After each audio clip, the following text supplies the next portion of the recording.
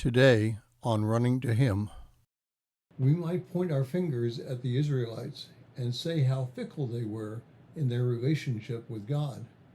I would suggest we might be even worse. Today we will read Exodus chapters 33 through 36 and concentrate on Exodus 33, 1 through 5.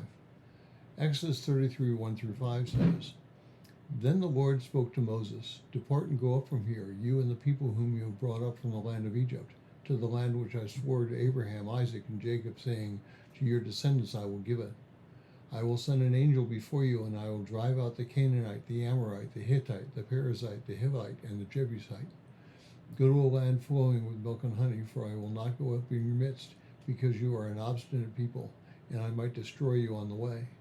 When the people heard this sad word, they went into mourning, and none of them put on their ornaments. For the Lord had said to Moses, Say to the sons of Israel, You are an obstinate people. Should I go up to your midst for one moment, I would destroy you. Now therefore put off your ornaments from you, that I may know what I shall do with you. Well, it must be a terrible thing to have somebody put in writing that a certain group of people are obstinate, opinionated, self-centered, and self-righteous. Yet that's exactly what God told the Israelites. Frankly, from our Old Testament and New Testament information, Christians are running a close second if we haven't pulled slightly ahead. I was listening to Rick Warren last night. He's producing 4 videos that outline what it will take to revive the Southern Baptist Convention and Christianity itself.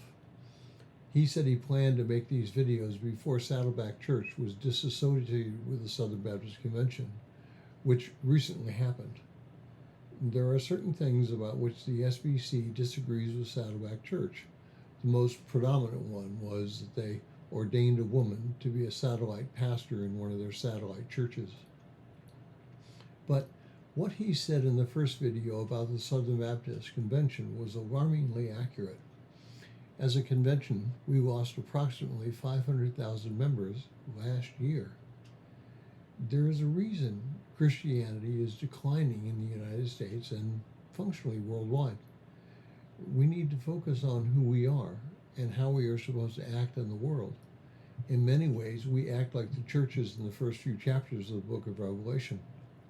Some things we do very well, and other things we do very poorly. Now, I know we do poorly because we fail to love others in such a way that they come to Christ. There are 2 sides to the LGBTQ plus argument. The first argument is to accept them and what they want to do without reservation because they are all God's children.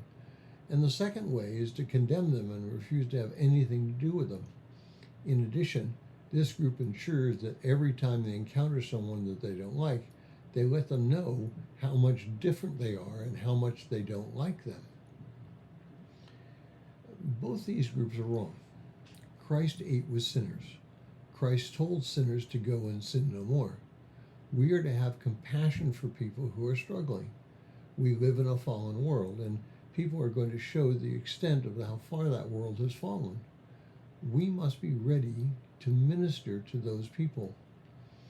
Rosaria Butterfield is one of the most outspoken pieces on the third way to approach and work with those who don't know Christ. She is a strong Christian who came out of the lesbian movement. She sometimes has struggled with gender pronoun arguments, but has changed her mind. You can look at her story on YouTube or purchase her book, The Gospel Comes with a House Key. The only way that people will come to Christ is for us as believers to show them that we love them and we have a holiness beside us.